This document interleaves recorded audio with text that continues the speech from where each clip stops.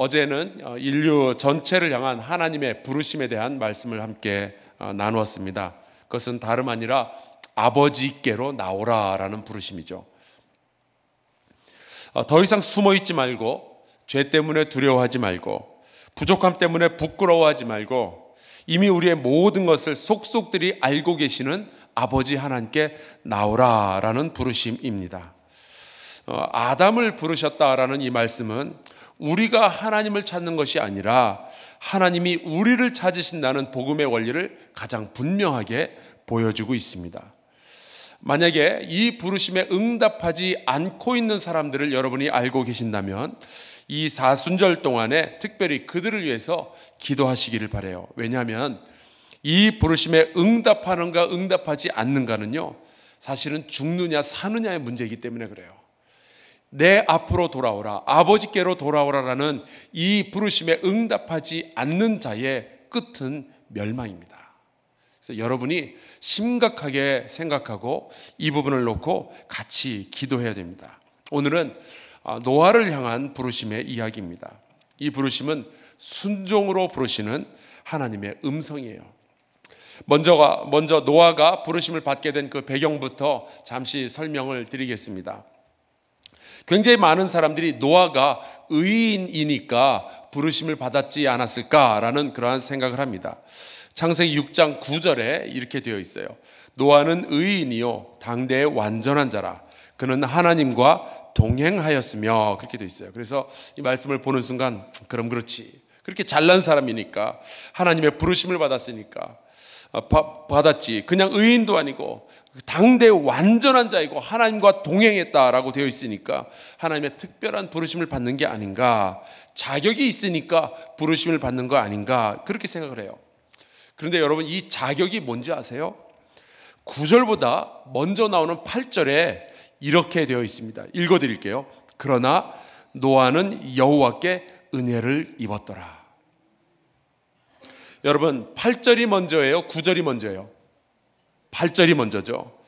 여러분, 은혜가 먼저예요? 의로움이 먼저예요? 은혜입니다.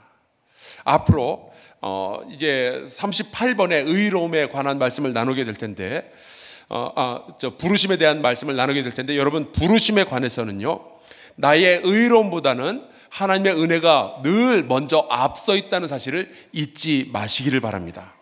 내가 의로워서가 아니라 하나님께서 은혜로우셔서 우리에게 부르심을 주시는 거예요.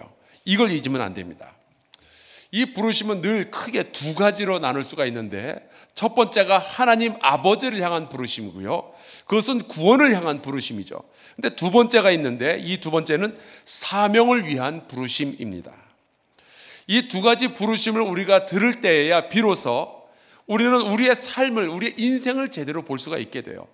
내가 여지껏 어떻게 살아왔는지, 그리고 나는 앞으로 어떻게 살아야 되는지는 이 나의 인생의 주인 되시는 하나님의 부르심을 들을 때에만 우리가 깨달을 수가 있어요.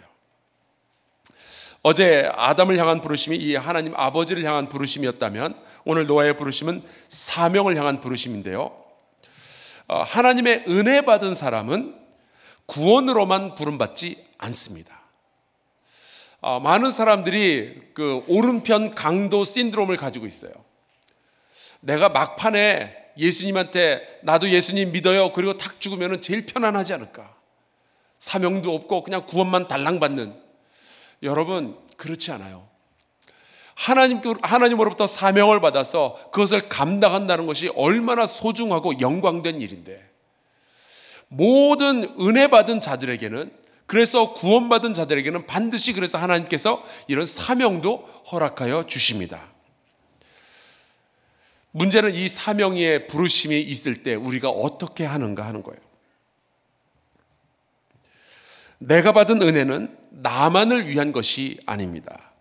성숙한 그리스도인은 그렇기 때문에 내가 무엇으로부터 구원받았는지만 생각하는 것이 아니라 무엇을 위하여 구원받았는지도 생각하는 사람이죠. 하나님의 은혜를 받은 노아는 의로움의 삶을 살았고 하나님과 동행했습니다. 아니나 다를까 이 은혜 받은 노아에게, 그래서 하나님과 동행하고 있던 노아에게 사명이 주어집니다. 하나님께서 세상을 물로 멸망시키실 텐데 노아는 그 멸망으로부터 생명을 구원할 커다란 방주를 만들라라는 부르심이에요. 여기서 나오는 이 방주는 히브리어로 하면 테바라고 하는데 그 말 그대로 직역을 하면 상자라는 뜻입니다. 여러분, 모세가 태어나서 석 달 만에 아이 울음소리가 너무 커지니까 이렇게 그 모세의 부모가 상자를 만들어서 역청을 바르고 그 안에다가 아기 모세를 집어넣고 나일강에 띄워보내죠. 그 상자의 이름이 테바예요. 그러니까 사이즈만 다르지 똑같이 상자를 이 노아가 만들었던 겁니다. 그런데 하나님께서 이 노아에게 만들라라고 요구하셨던 그 상자의 크기가 대충 길이가 한 140m 정도 되고요. 그리고 높이로 치면은 우리 교회 건물 높이 정도가 되고요. 그리고 이 폭은 여기에서 한 여기 정도, 잠깐만요, 한 22m에서 25m 정도 되니까 아마 여기서 저 끝까지가 될 것 같아요. 어마어마하게 큰 상자죠. 근데 그게 다가 아니에요. 거기에 노아는 수많은 짐승들을 태워야 했고 그 짐승들이 먹고 살 음식을 안에다가 실어야만 했습니다. 더 놀라운 게 뭔지 아세요? 이 상자를 바닷가에서 만든 것이 아니라 내륙에서 만든 거예요. 굉장히 많은 분들이 방주를 제작한 기간이 120년이다 그렇게 알고 있는데 그거는 그 6장 3절에 사람의 수명이 120년이 될 거다라는 말씀을 좀 잘못 적용을 한 케이스고요. 한번 계산을 해보죠. 노아가 500살 때 셈이 태어나고 그 이후에 뭐 몇 년 터울인지 모르겠지만 함과 야벳이 태어납니다. 그리고 이 세 아들이 다 결혼한 이후에, 그래서 며느리가 다 들어온 이후에 하나님께서 나타나셔서 이 사명으로의 부르심을 주셨어요. 그리고 600살 나던 해에 홍수가 났습니다. 그러니까 아무리 길어도 이 방주의 제작 기간은 100년은 넘지 않았을 거예요. 아이들이 첫 아이가 15살에 결혼했다 그러면은 85년일 거고요. 둘째, 셋째까지 다 결혼한 것까지 다 기다리면은 아마 80년 안쪽으로, 아마 70년에서 80년 안쪽이 아닐까 그렇게 생각해 볼 수 있습니다. 얼마 전에 그 인도에 사는 쉬리다르라는 할아버지가 세상에서 가장 긴 손톱을 가진 사람으로 기네스북에 올랐어요. 이분은 16살 때부터 장장 62년 동안 손톱을 안 깎았대요. 그래가지고 이게 무슨 칡넝쿨처럼 아주 이렇게 꾸불꾸불하게 손톱이 나와 있는데 얼마나 징그러운지 몰라요. 그런데 왜 62년 동안 손톱을 안 깎고 길렀습니까? 물어봤더니 16살 때 손톱 길다고 학교에서 선생님한테 맞았다는 거예요. 그 후부터 반항하기 위해서 더 기른 게 62년 동안을 길렀대요. 여러분, 애들이 조금 지저분해도 너무 야단치지 마시기 바라요. 그런데 62년 동안 손톱을 길렀다는 이 사람을 보면서 저는 솔직히 속으로 왜? 라는 질문이 떠올랐어요. 미치지 않고서야 어떻게 62년 동안 손톱을 기를 수가 있겠어요? 그렇다면 500년 동안 살아오면서 홍수 구경 한 번도 하지 못한 노아가 수십 년 동안 홍수를 대비하겠다면서 나무 상자를 만든다고 했을 때 사람들이 뭐라고 했겠어요? 미쳤죠. 그런데 하나님이 바로 그 미친 짓을 하라고 부르신 거예요. 이 사명으로의 부르심은 다른 편에서 보면 순종으로의 부르심입니다. 창세기 6장 22절에 보니까 이 부르심에 대해서 노아가 어떻게 반응하였는가 이렇게 되어 있어요. 노아가 그와 같이 하여 하나님이 자기에게 명하신 대로 다 준행하였더라. 인생 살다 보면 하나님은 종종 우리를 순종의 자리로 부르십니다. 11조를 드림으로 너의 모든 소유가 사실은 하나님의 것임을 인정하라. 교사로 섬기라. 선교사로 나가라.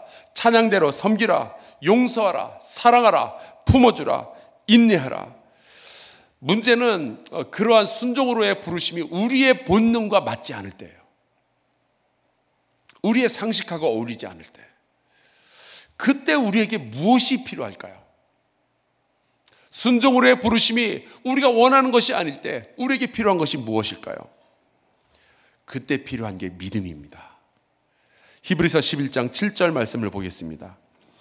믿음으로 노아는 아직 보이지 않는 일에 경고하심을 받아 경외함으로 방주를 준비하여 그 집을 구원하였으니 이로 말미암아 세상을 정죄하고 믿음을 따르는 의의 상속자가 되었느니라. 이 방주의 재료는 고페르라고 알려져 있습니다. 거기에 역청을 발랐어요. 그러나 여러분, 그보다 더 중요한 재료가 있었는데 그것이 바로 노아의 믿음이었습니다. 순종으로의 부르심을 받은 노아는 믿음을 가지고 경외함의 태도를 가지고 방주를 준비했어요. 부르심을 받은 모든 은혜 받은 자는 바로 이러한 태도를 가져야 할 줄로 믿습니다. 그리고 이 노아가 부르심에 응답했을 때 얼마만큼 준행했다라고 되어 있나요? 80% 준행했다? 90% 준행했다? 아니에요. 다 준행하였다라고 되어 있습니다. 이게 믿음이에요. 예수께서는 십자가에서 죽으라는 부르심을 받았을 때 어디까지 순종하셨죠? 죽기까지 순종하셨습니다. 끝까지 순종하신 거예요. 그분의 순종 덕분에 지금 우리가 이렇게 구원받은 백성으로 살아가고 있는 겁니다. 만약에 노아가 자기의 상식선 안에 있는 것만 순종했더라면 아마 그와 그의 가족은 홍수 때 전부 몰살당했을 거예요. 하나님은 분명히 우리에게 우리의 본능 혹은 우리의 상식을 뛰어넘는 순종을 요구하시는 그 부르심을 주실 때가 있을 겁니다. 아마 아직까지 여러분이 그런 경험을 한 적이 없다? 곧 올 거예요. 사랑할 수 없는 사람을 사랑하라 하시고 용서할 수 없는 사람을 용서하라 하시고 바칠 수 없는 것을 바치라 하는 그 음성이 들릴 때가 있습니다. 십자가를 질 수 있겠느냐라는 음성이 들릴 때가 있을 거예요. 어쩌면 벌써 들었는데 지금까지 순종하고 버티고 계신 분이 여기 있을지도 모르겠습니다. 사랑하는 성도 여러분, 믿음을 가지고 주님을 경외하는 태도를 가지고 끝까지 순종의 길을 선택하는 저와 여러분 되시기를 간절히 축원합니다. 우리 주님께서 내가 너를 위하여서 십자가를 지었다. 그리고 내가 해야 할 일이 있는데 네가 이 일을 위해서 순종해 주지 않겠냐 우리에게 말씀하실 때 여러분 뭐라고 하시겠어요? 이 사순절 동안 기도하면서 하나님 내게 음성을 주신다면 나에게 사명으로의 부르심을 주신다면 내가 순종할 수 있도록 주님 나의 믿음을 굳건하게 하여 주시옵소서. 이것이 우리의 기도의 제목이 되어야 할 줄로 믿습니다.